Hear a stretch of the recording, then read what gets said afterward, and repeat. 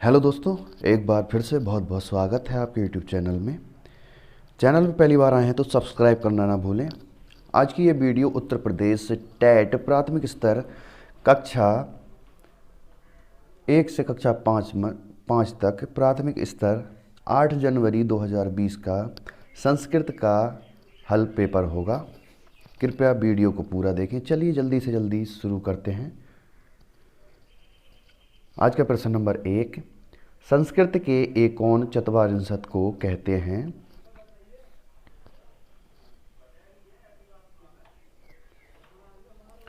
सही उत्तर होगा option number 1, 39।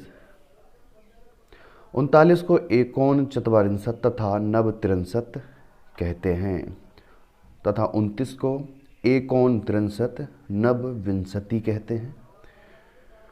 59 को एकोन षष्ठी तथा नवपंचाशत् कहते हैं तथा 49 को एकोन पंचाशत् तथा नवचत्वारिंशत् कहते हैं। अगला प्रश्न, प्रश्न नंबर 2, द्वि शब्द स्त्रीलिंग प्रथमा विभक्ति का रूप है?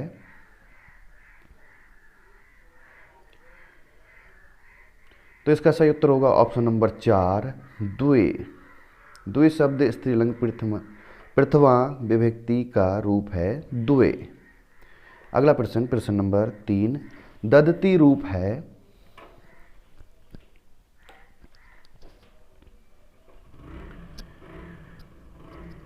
सही उत्तर होगा ऑप्शन नंबर 1, लट लकार प्रथम पुरुष एक वचन। ददती रूप लट लकार प्रथम पुरुष एक वचन का है, दा धातु के अंतर्गत बना हुआ है।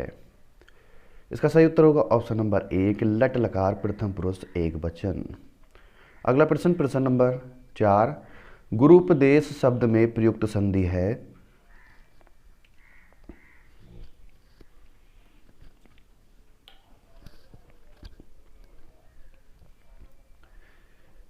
सही उत्तर होगा ऑप्शन नंबर 1, दीर्घ संधि।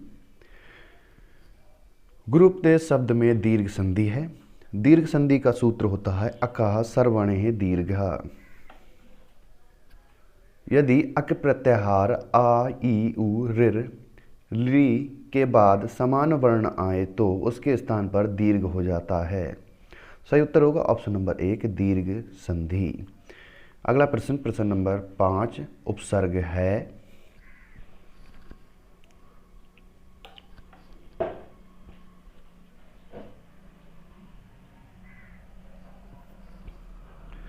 सही उत्तर होगा ऑप्शन नंबर 4, परा। परा शब्द उपसर्ग है। उपसर्ग शब्द के पहले जुड़कर उसके अर्थ को बदल देता है। संस्कृत में उपसर्गों की संख्या 22 मानी गई है। अगला प्रश्न, प्रश्न नंबर 6, मनोरथाय में संधि है?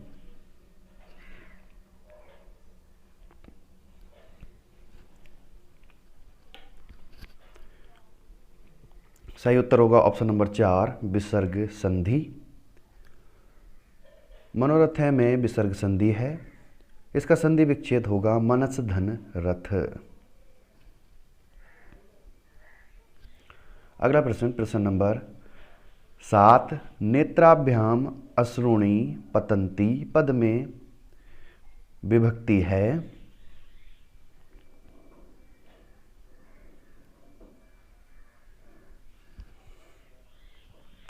सही उत्तर होगा ऑप्शन नंबर 2, पंचमी विभक्ति। नेत्राभ्याम अश्रूणि पतंती का अर्थ है नेत्र से आंसू गिरते हैं।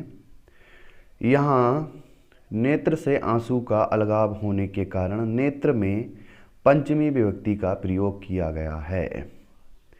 अगला प्रश्न, प्रश्न नंबर 8, अश्विनी शब्द है?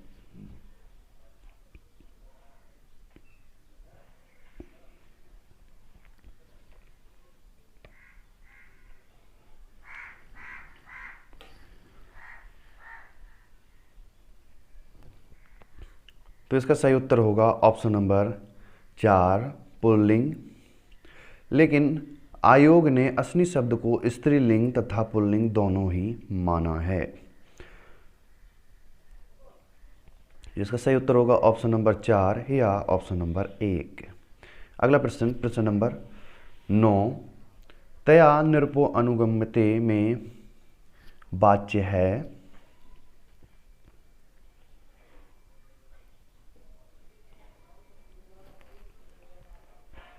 तो ये कर्मवाच्य का उदाहरण है।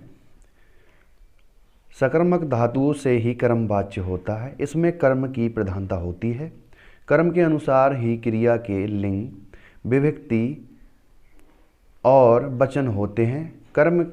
कर्मवाच्य के कर्म में प्रथमा विभक्ति होती है तथा कर्ता में तृतीया विभक्ति तथा क्रिया कर्म के अनुसार होती है। अगला प्रश्न, प्रश्न नंबर 10, यूपदारु पद में समास है।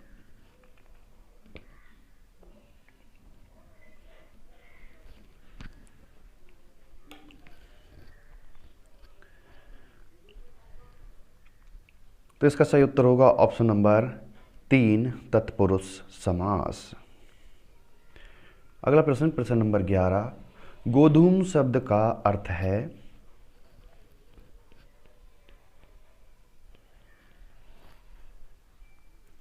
सही उत्तर होगा ऑप्शन नंबर 2, गेहूं।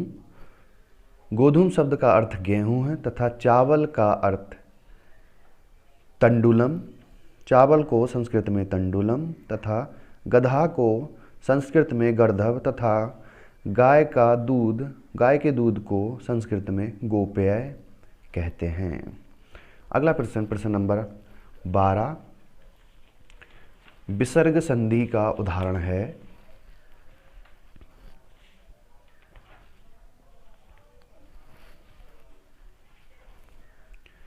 सही उत्तर होगा ऑप्शन नंबर 3, नमस्ते। नमस्ते विसर्ग संधि का उदाहरण है। अगला प्रश्न, प्रश्न नंबर 13, स्पर्श संज्ञक वर्णों की संख्या है।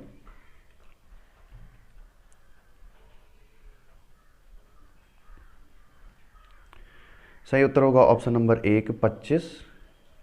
स्पर्श संज्ञक वर्णों की संख्या 25 है। संस्कृत वर्णमाला में 5 वर्ग हैं। प्रत्येक वर्ग में 5-5 वर्ण हैं, अर्थात कुल 25 स्पर्श संज्ञक वर्ण हैं। अगला प्रश्न, प्रश्न नंबर 14, बालिका इस पद में प्रत्यय है।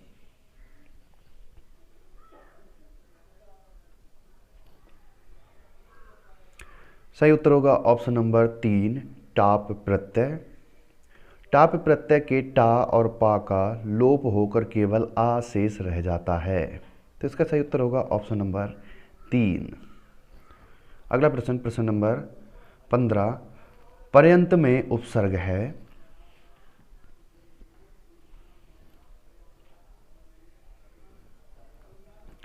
सही उत्तर होगा ऑप्शन नंबर 1, परि।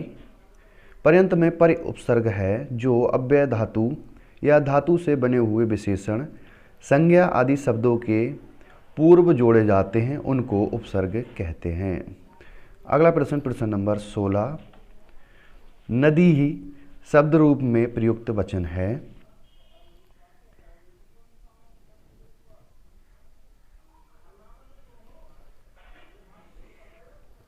सही उत्तर होगा ऑप्शन नंबर 1, बहुवचन।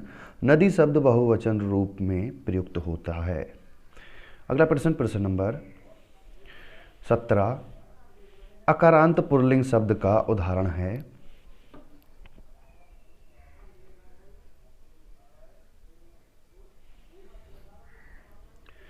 सही उत्तर होगा ऑप्शन नंबर 2, रामः। रामा अकारांत पुल्लिंग शब्द का उदाहरण है तथा वाच चकारांत स्त्रीलिंग, फलम मकारांत नपुंसकलिंग तथा भानु उकारांत पुल्लिंग शब्द है। तो इसका सही उत्तर होगा ऑप्शन नंबर 2, रामः। अगला प्रश्न, प्रश्न नंबर 18, प्रजते में संधि है।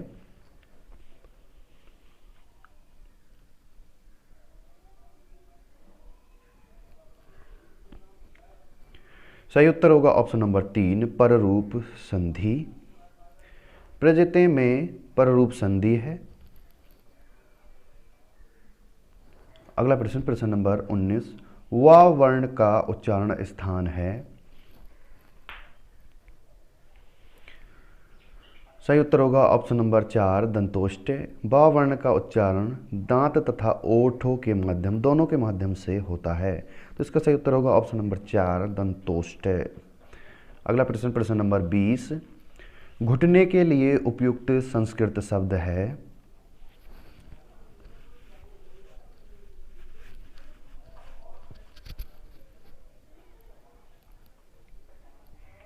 सही उत्तर होगा ऑप्शन नंबर 1 जानू।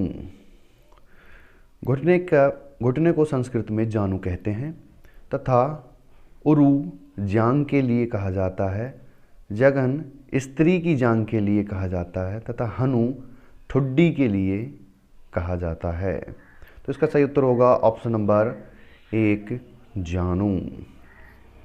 अगला प्रश्न, प्रश्न नंबर 21, उपर्युक्त गद्य के अनुसार समाज में किसकी संख्या कम है। यहाँ दो प्रश्न गद्यांश पर आधारित प्रश्न दिए गए हैं, उनके हमने सीधे सीधे उत्तर लिख दिए हैं, तो इसका सही उत्तर होगा ऑप्शन नंबर 3 दुर्जनों की। उपर्युक्त गद्यांश के अनुसार समाज में दुर्जनों की संख्या कम है। उपरोक्त गद्यांश में बताया गया है कि समाज में सज्जनों की संख्या अधिक है। यदि समाज में सज्जनों की संख्या अधिक होगी तो स्वाभाविक बात है कि दुर्जनों की संख्या कम होगी, तो इसका सही उत्तर होगा ऑप्शन नंबर 3 दुर्जनों की संख्या कम है। अगला प्रश्न, प्रश्न नंबर 22,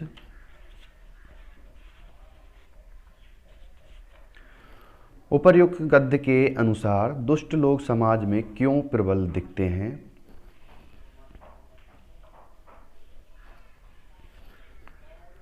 सही उत्तर होगा ऑप्शन नंबर 1 क्योंकि सज्जन तटस्थ रहते हैं। सज्जन लोग दुष्ट लोगों से झगड़ा नहीं लेना चाहते, इसलिए सज्जन लोग शांत रहते हैं और तटस्थ रहते हैं, इसलिए दुष्ट लोग समाज में प्रबल दिखते हैं। सज्जन लोगों की तटस्थता के कारण ही दुर्जन लोगों की संख्या कम होते हुए भी समाज में अधिक प्रबल दिखाई देते हैं, तो इसका सही उत्तर होगा ऑप्शन नंबर 1। अगला प्रश्न, प्रश्न नंबर 23, इस श्लोक का भाव है।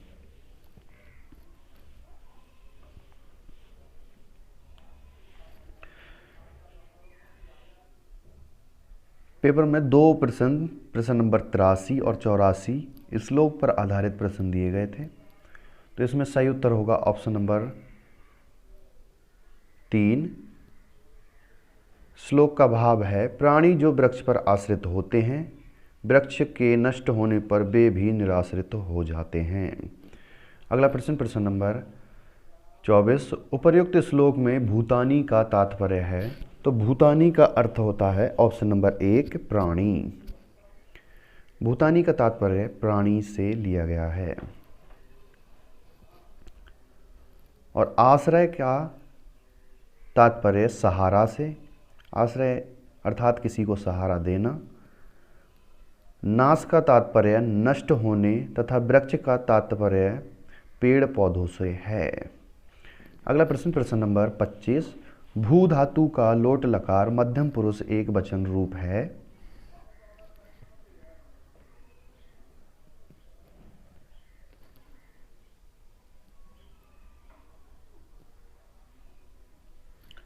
सही उत्तर होगा ऑप्शन नंबर 4 भव। भू धातु का लोट लकार मध्यम पुरुष एक वचन का रूप होगा भव, इसका सही उत्तर होगा ऑप्शन नंबर 4 भव। अगला प्रश्न, प्रश्न नंबर 26, सर्वनाम शब्द है।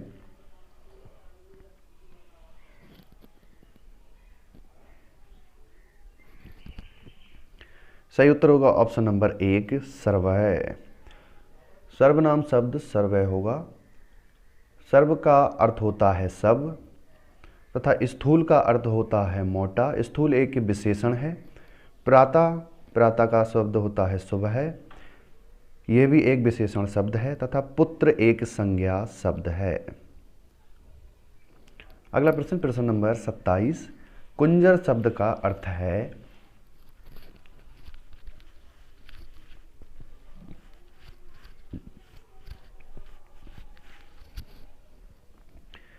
सही उत्तर होगा ऑप्शन नंबर 1 हाथी। कुंजर शब्द का अर्थ होता है हाथी तथा हिरण को संस्कृत में मृगः तथा सूअर को सूकराह तथा सर्प को अहि कहते हैं। अगला प्रश्न, प्रश्न नंबर 28। मात्र शब्द का तृतीय विभक्ति एक वचन में रूप होता है।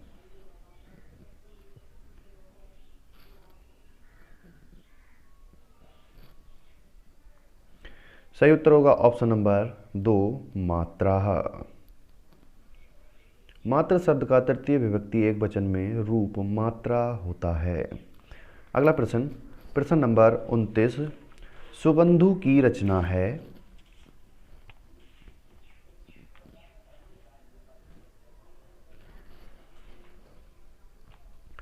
सही उत्तर होगा ऑप्शन नंबर 1 वासवदत्ता।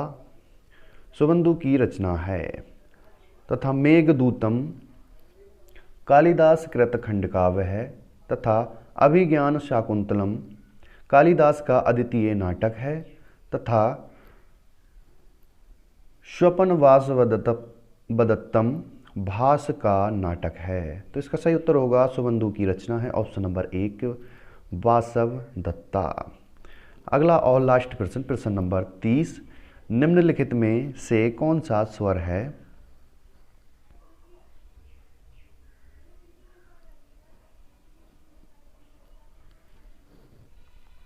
सही उत्तर होगा ऑप्शन नंबर 2 री। संस्कृत में स्वरों की संख्या 9 है। अच प्रत्याहार सभी स्वरों का बोधक है। अच प्रत्याहार के अंतर्गत आ, ई, उ, ऋ, ली, ऐ, औ, ऐ, औ ये सभी स्वर आते हैं। तो इनकी कुल संख्या 9 है। तो इसका सही उत्तर होगा ऑप्शन नंबर 1 ली निम्नलिखित में से स्वर है। Thanks for watching and subscribe my channel.